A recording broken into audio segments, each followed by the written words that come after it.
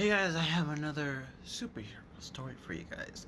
So, let's kick it up and let's get to well, not new, but still superhero. So, here we go, and the superhero is me! It's Crimson Thunder, but my newest suit. No one knows this, but I have kind of made other variations of my suit over the years. And I don't talk about my superhero that much. Actually, he hasn't been in many stories lately. So I guess it's a good recapping for you guys to introduce you as I show some other characters. Well, other versions of my suit. Crimson Thunder is a superhero where I made him. Well, he was actually the first superhero.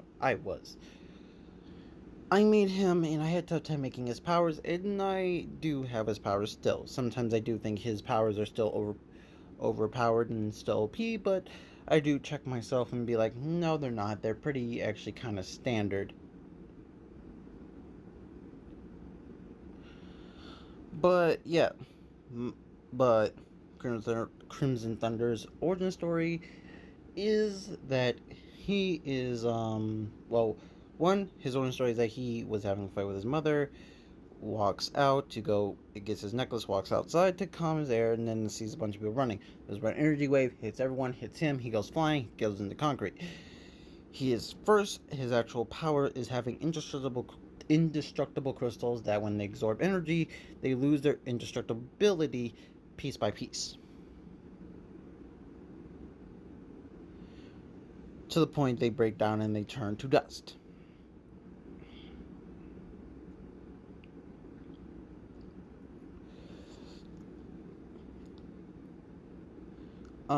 And then obviously this events broke into the Shatterverse, what I have done a few episodes in, so I think you guys will be greatly known about it if you guys watch my series or know about my superheroes and stuff, because I do a lot of characters. There's a lot of characters that are about Shatterverses and stuff, so, and if you guys don't know, let me explain. Shatterverses are, vastly understanding here, things that don't make any sense. Basically, not like the multiverse, because the multiverse is about what if. It's basically a giant what if series. But this is just random stuff that makes no sense and has no similarities to anything about the real world. One of them was housing dragons, and dragons very weak for a story that I think I did a long time ago. May do a little bit of updation, so I'm not going to talk about it. They need to find human host. Well, technically human host. They can only bond with people who had similar powers to them, though, so that's the reason why I got bonded with a Crimson Energy Dragon. Now I manipulate Crimson Energy to make dragon-type weapons and objects, while also having the strength of a dragon and different abilities. If you guys watch a few of my other ones, you guys will know the standard dragon abilities other than the special ones we get for our special types of dragons. Dragon hearing, sight, strength, and our skin is just as strong as dragon scales.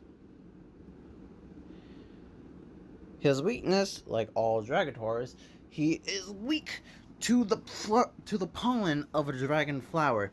That the pollen only blooms during a full moon. Literally, it disperses and it glows blue. When in that moment, it can corrupt the entire area, making it a death site for dragons.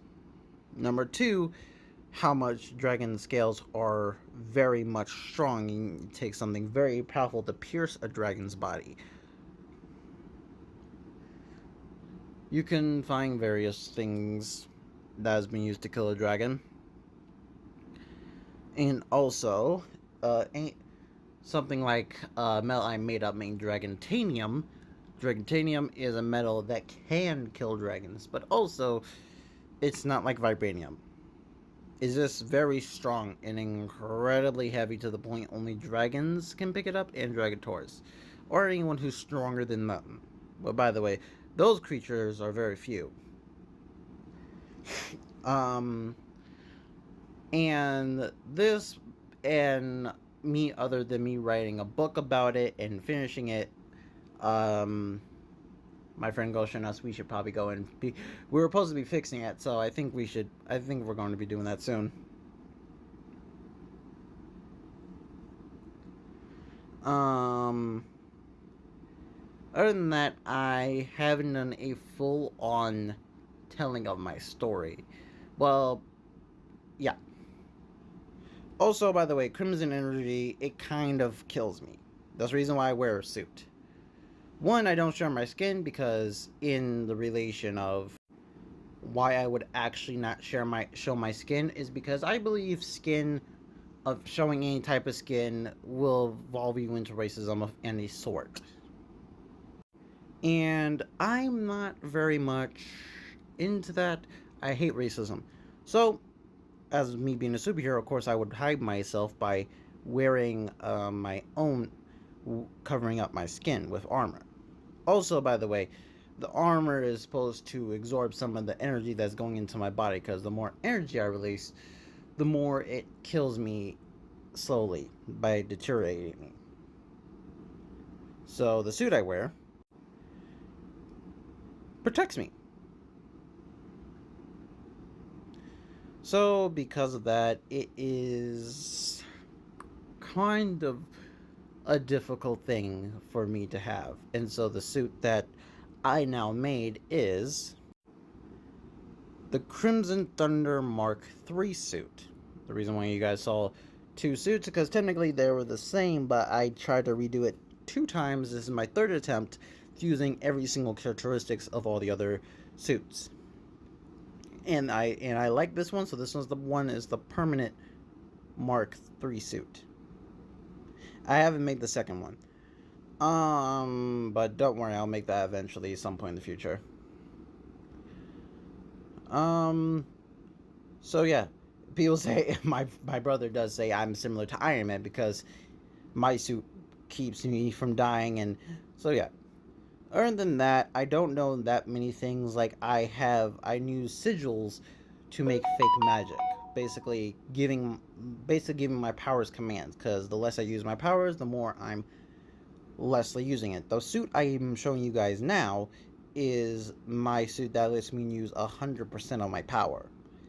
But I can still use a sigil to command my powers to do certain things. Other than that, yes, I do have dragon wings. Yes, I can breathe a crimson energy beam out of my mouth. And, yes, also my dragon died. And he gave me his powers, so that's the reason why I'm still Dragator. With a few different perks. Perks I will mention some other point. So yeah, guys, comment down below and like and subscribe, and also comment down if you love this story of my character. It is pretty much me. So also, people who don't like long TikToks, I'm sorry, but I kind of worked on my character a lot, so of course it's long. So yeah, see you guys there. Crimson Thunder out.